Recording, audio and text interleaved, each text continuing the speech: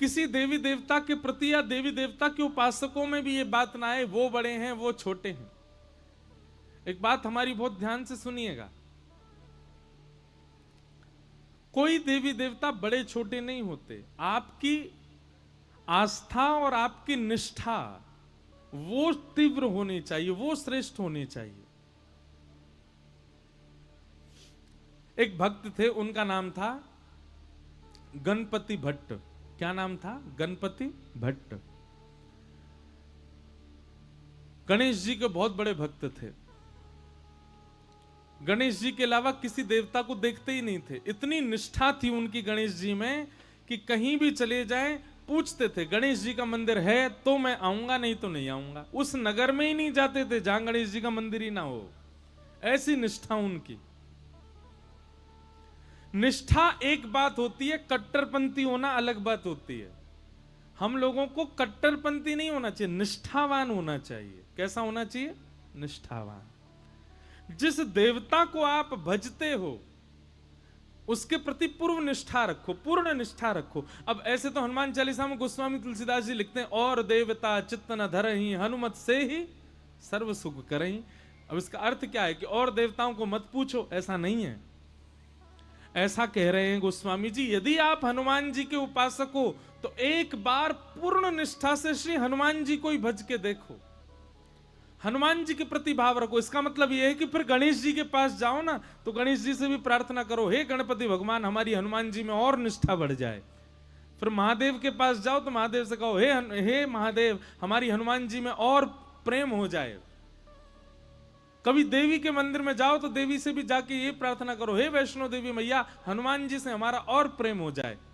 अब आप जा तो सब जगह रहे पर हर जगह मांग क्या रहे? अपने इष्ट से प्रेम।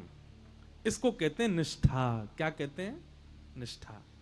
आप जाते सब जगह हैं, भजते सबको हैं, सिर सबके सामने झुकाते हैं, पर आपके चित्त में एक ही देव बैठे। ऐसी निष्ठा यदि आपकी है तो जो देव है ना वो देव आप पर कृपा निश्चित करेंगे। जैसे हम वृंदावन वासी हैं, हम तो एक ही के उपासक हैं। कौन के? टेढ़ी टांग वारे के उपासक हैं। हमारा तो बंसी वारो श्याम, मुरली वारो श्याम, वही है। अब भले ही हमको महाकाल जाना पड़े, भले ही हमको वैष्णो देवी जाना पड़े, भले ही हमको बंबई के सिद्धि विनायक जाना पड़े, भले ही हमको पूना के डगरू सेठ हलवाई गणेश जी के दर्शन करने जाना पड़े, कहीं भी जाएं, शनि देव के मंदिर में जाना पड़े, सब जगह जाते हैं। लेकिन जाकर के प्रार्थना क्या करते हैं? हे शनिदेव महाराज, आप जिनकी आराधना करते हो ऐसे भगवान श्री कृष्ण से हमारा और प्रेम हो जाए। हे गणेश जी महाराज, आप जिन श्री कृष्ण से बहुत प्रेम करते हो उनसे हमारा अति प्रेम हो जाए। हे वैष्णो देवी मैया, आप जिनकी बहन हो ऐसे श्री कृष्ण आपके भैया से हमारा और प्रेम हो जाए।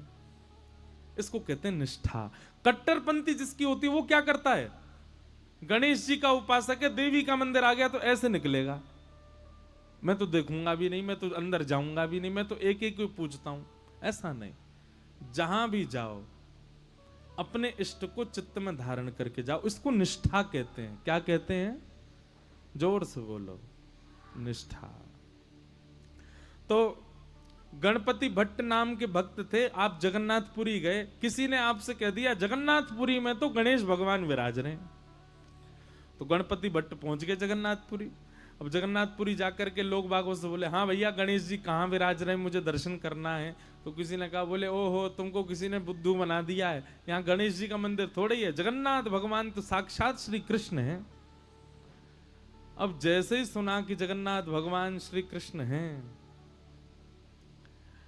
गणपति भट्ट तो बड़ा व्याकुल हो गया, समुद्र किनारे जाकर के बैठ गया। बोले कि मेरे साथ तो छल कर दिया, मेरे साथ कितना बुरा अत्याचार किया, गणेश का नाम लेकर के मुझको जगन्नाथपुरी बुला लिया और यहां तो भगवान कृष्ण का मंदिर है।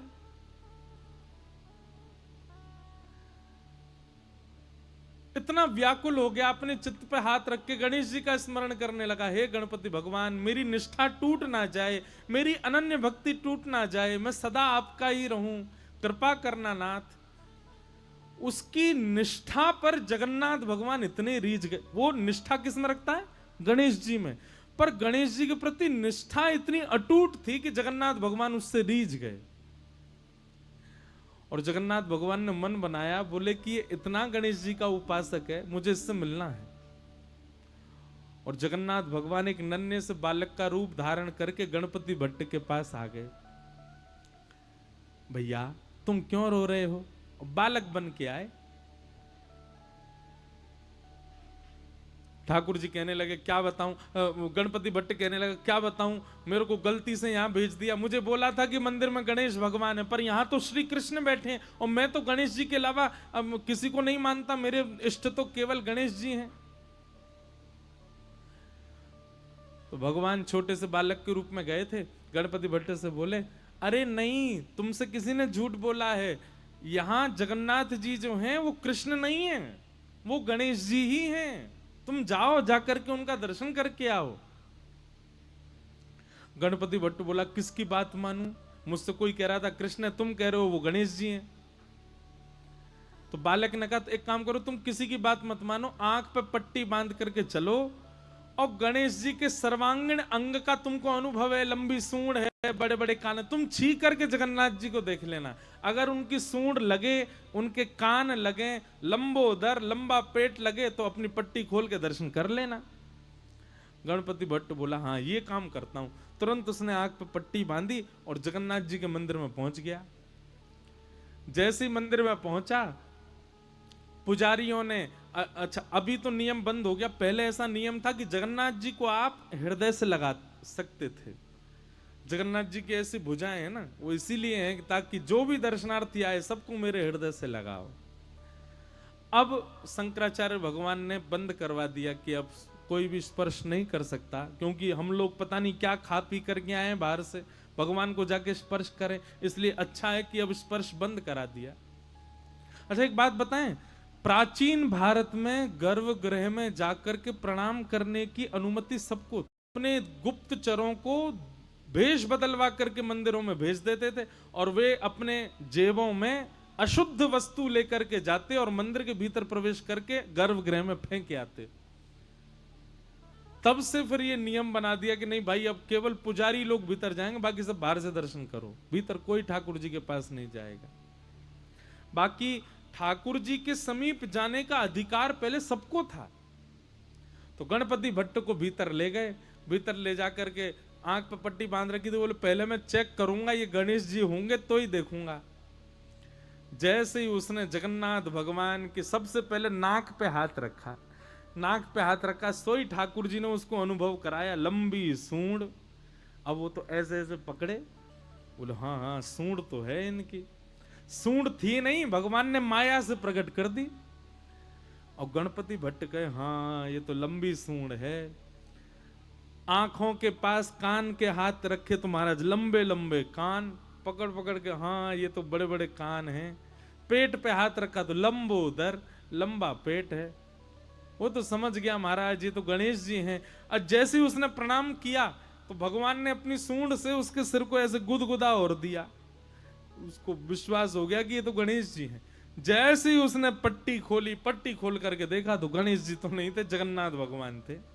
ना उनकी सूंड है, ना उनके कान है, ना वो लंबोदर। अब तो वो बोला ओहो मायावी कृष्ण, मायावी भगवान। आंख बंद करके स्पर्श करता हूं तो सूंड दिखती है, आंख खोल के देखता हूं तो जगन्नाथ दिखते हैं, मेरी निष्ठा भंग हो गई। जैसे ही उसने ये बात कही, इतने में ही जगन्नाथ भगवान प्रत्यक्ष प्रकट हो गए और प्रकट होकर के उसको हृदय से लगा करके बोले मुझे तेरी निष्ठा बहुत पसंद आई, तू अपने देव के प्रति इतना निष्ठावान है, लेकिन मेरी एक बात याद रख, कभी भी किसी में भेदभाव मत कर। तुम्हारी जिस देव में निष्ठा है उसमें पूर्व निष्ठा रखो, पर उसके अलावा किसी देव के पास जाने का अवसर मिले तो उससे चूको मत, वहां भी जाओ, वहां जाकर के भी उसको प्रणाम करो। ये सब मेरा ही विलास है, मैं ही गणपति हूं, मैं ही शिव हूं, मैं ही हनुमान हूं, मैं ही जगन्नाथ हूं, मैं ही भद्रकाली हूं, मैं ही वैष्णो देवी हूं, ये सब मेरा विलास है। इसलिए तो किसी भी प्रकार से भेद दृष्टि मत रख, क्योंकि भेद दृष्टि भक्ति में अपराध है। इसलिए इस अपराध के भागी मत बनो गणपति भट्ट। तुम गणेश के उपासक हो, इसका मतलब यह नहीं कि तुम अन्य देवताओं का तिरस्कार करो। इसलिए अपनी भक्ति को और पुष्ट करो, सब देवों में अपने गणपति का दर्शन करो। तब उस गणपति भट्ट का जो संशय था वो दूर हुआ, उसने जगन्नाथ भगवान को प्रणाम किया। तो भैया निष्ठावान बनिए।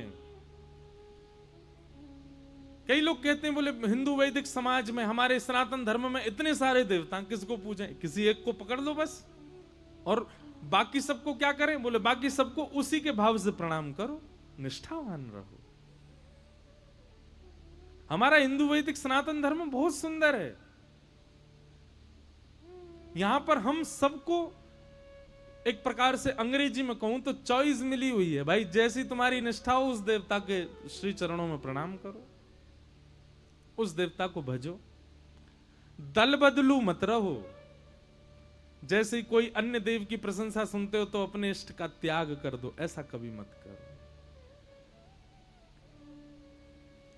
पर हां, वृंदावन रीति में जब आप जाओगे, वृंदावन भजन भाव में जब आप जाओगे, तो वहां राधा कृष्ण को आप अलग नहीं मान सकते। वहां ये दोनों आपके इष्ट हैं, वे युगल आपके इष्ट हैं। राधा कृष्ण स्वरूपां वै कृष्णं राधा स्वरूपिणौ कलात्मानं निकुंजस्थं गुरु रूपम सदा भजे। दोनों एक हैं। तो कहीं हम वैष्णव लोग प्रतिस्पर्धा ना करें देवताओं में, इसलिए वेद व्यास जी महाराज ने भागवत के पहले श्लोक में किसी देवी देवता को वंदन नहीं किया। क्या लिखा है? सत्यम परम धीमहि, जो भी परम सत्य है मैं उसको वंदन